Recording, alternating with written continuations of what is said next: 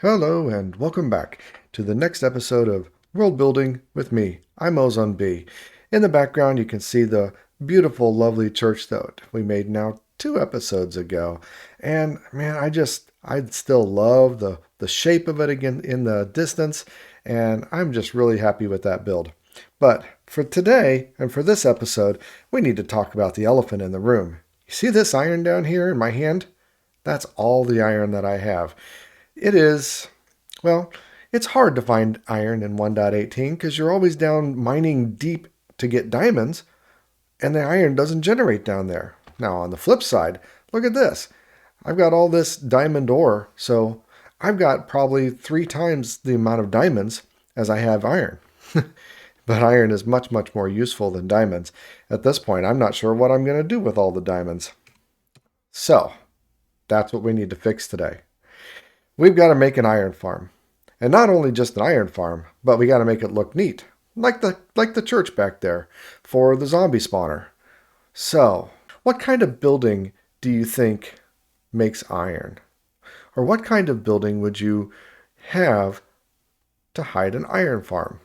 Well, I mean, you can do all kinds of stuff, but in a practical sense, in a medieval style, it would be a refinery or a foundry. They're similar, but a refinery is, where the ore gets refined into iron ingots. So we need to make a refinery. And where do you find a refinery? Well, usually close to the mines. So that's what the plan is today. This area out here, right next to the mines, but next to the paths that are already established, that is going to be the new refinery and iron farm. So, let's get down there, start clearing some trees, and laying some foundation work. And there we have a nice area cleared out. You can see the entrance to the mine right there, and I did a little bit of terraforming, a little bit of flattening. There was a crevice there, and I didn't really want to mess with it, so I filled it in part ways.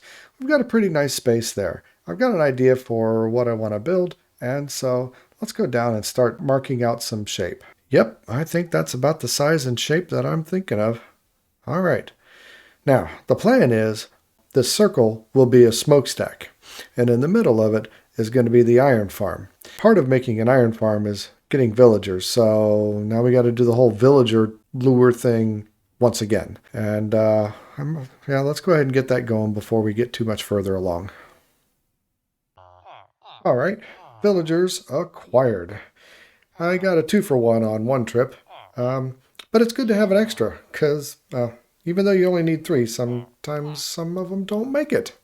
So an extra is always good. And you know what? If we don't need it for the iron farm, we'll find some profession in this area to set him up with, and he'll be useful one way or the other. My thought for this build is something akin to a pizza oven merged with a smokestack. I got the idea from some concept art that I'll try to share here on the screen. But basically, the walls are going to be sloping up at an angle like a dome, but then coming together and then clearing back out a little bit at the top to make the smokestack. But you see where my cursor is at compared to the scaffolding here. The scaffolding here is how tall it would have to be if I wanted to make the iron farm inside the building and up in the air. But I don't really want it to be that tall. So instead, I'm going to have the iron golem spawning down here on the ground level and falling down into that hole to be killed. However, I think doing it this way, spawning them on the ground, is going to make the build simpler. And at this point, that's a good thing. So the gist is that I want to stick with the stone bricks. I want to incorporate mossy and cracked and do some texture variation, but then when we get to the top, I need to switch over to deep slate because it's a smokestack. It's going to be dark and sooty. Additionally, I want to have maybe another building over here, like a smithing, or maybe some other building over here. I don't want just this thing here. I want this to be like a collection of small buildings. Also, the mouth to this cave is, well, it's looking a little janky. It's a little small for a building of this size. So honestly, I kind of feel like this whole entrance needs to be like completely re-terraformed and rebuilt. I'm not real sure yet. but that's where I'm thinking. Anyway, I want to get the iron farm going, so I'm going to focus on that right now and then get the build done around it. So the plan for this iron farm is a combination of the RaiseWorks Simple Iron Farm and the Logical Geek Boy Simple Iron Farm. The RaiseWorks design has the iron golems spawning on the ground level, and the Logical Geek Boy has them above the villagers. I want the villagers to be up in the air and the iron golems to spawn down on the ground. But I like the arrangement of the villagers and the zombie that scares them from Logical Geek Boy's design more than I like the arrangement from RaiseWorks' design. So it's a hybrid between the two. And even though I don't think the inside is going to be something that's done as an interior and needs to be showcased, I at least wanted to fill it out with some bricks to match everything else. Okay, now I think it's time to test out this iron farm. And, oh, there goes an iron golem. So we have an iron farm that works. And you know what? That feels really good. You'll notice that the zombie is holding a piece of dirt. Because the zombie is holding something, he won't despawn, and we won't have to use a name tag to keep him around. If you don't have a zombie that holds something, or you don't name tag the zombie, well then, when you run away, say over to our zombie spawner over there, he will despawn while I'm gone. So, I was really lucky. It took about 4 or 5 times before I found a zombie that would hold something. Down here at the bottom of the chute, there's a few signs holding up a piece of lava at a 3rd block high. The head of the iron golem is always in the lava, and so therefore it dies very quickly. And the hoppers collect everything. And look at that. I've already got 40 ingots of iron, which is as much as I had when I started this project. So I've already doubled the amount of iron that I have. And of course you get poppies too, which can be composted for bone meal. Not that much, but every little bit helps.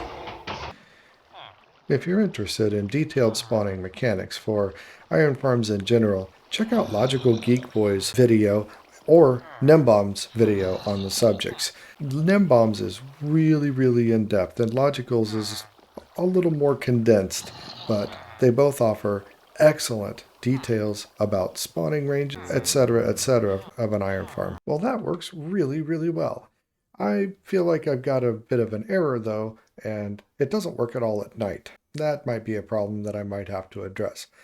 But it works during the day, and honestly, I've been doing a really good job of sleeping the night away most of the time. So I'm just going to let it be right now. But now we need to start putting the building around it. Make that big old furnace chimney thing that I was talking about, and hopefully it'll work out really well.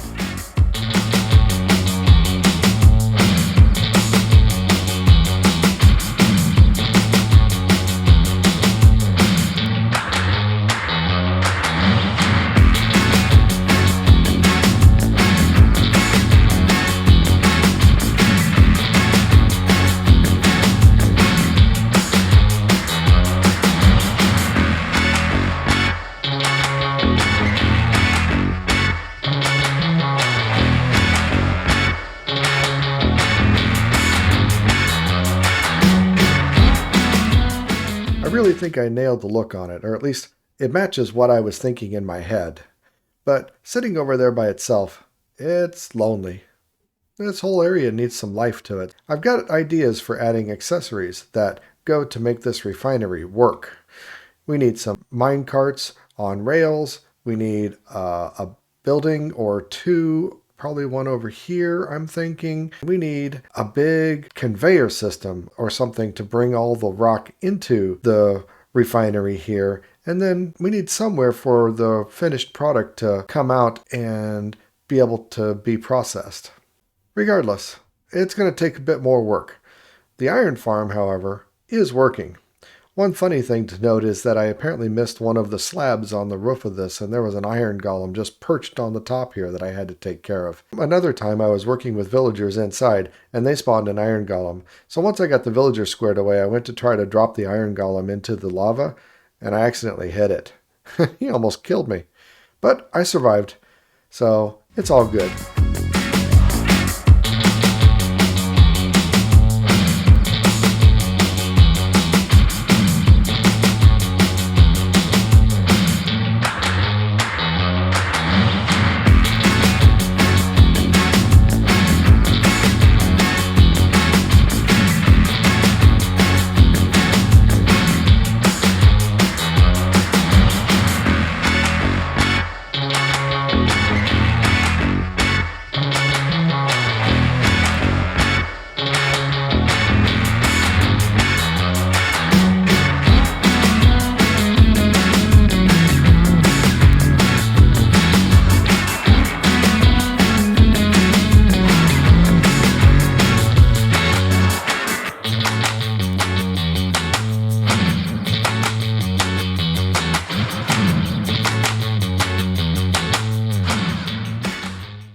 point of all of this decoration is a giant yard here with all kinds of materials. We got a pile of barrels and coal and iron.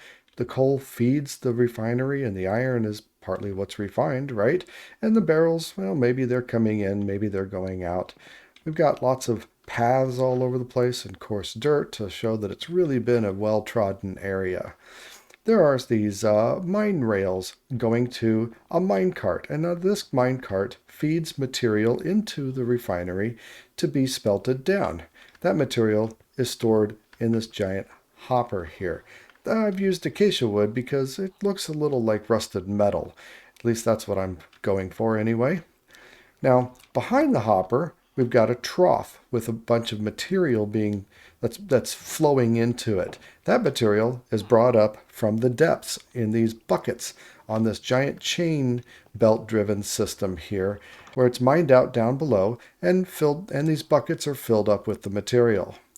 So the whole thing kind of brings a lot of life to it. Now we got this house over here. This house is a bunk house for the workers that work in the mine. And inside we've got, a nice fireplace, a little kitchen, and a bunch of beds for them to stay in. It's a simple interior, but then mine workers are simple folk. Down below here, we've got a smithy.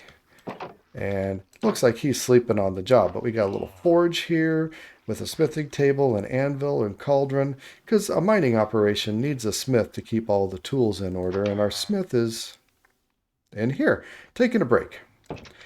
But it adds a little bit of movement into the area that helps to just bring more life to the place. I think this all worked out really well. I think it adds quite a bit. Now, the iron farm is back here and largely untouched. It's even still got all the dirt scaffolding because, well, nobody cares what's in here. I'm going to block all this up with some black concrete, and you'll never know it's even there. Oh, I also forgot, around back there's a giant pile of tailings, or slag, the result of the process of smelting. Anyway, the building itself, before we added all these details, it was pretty boring. I mean, I did my best to detail it and add variation and stuff, but without all this other stuff around, it just didn't look very good. But now with everything around, boy, the whole area just comes to life. This was a lot of work, but I feel like it really adds to the story of the area and just brings everything to life. I'm really happy with it. While I've been upstairs working, this iron farm has just been working and churning out the iron. I've condensed it into blocks, and even that looks like it might fill up this chest within a decent amount of time. But the bottom line is, I've got more than enough iron to do with as I need now. You might have noticed that up there in the smithing area, there was an anvil and cauldrons just as decoration blocks, and that's largely possible because of all of this iron, as well as all of the lanterns all over the place.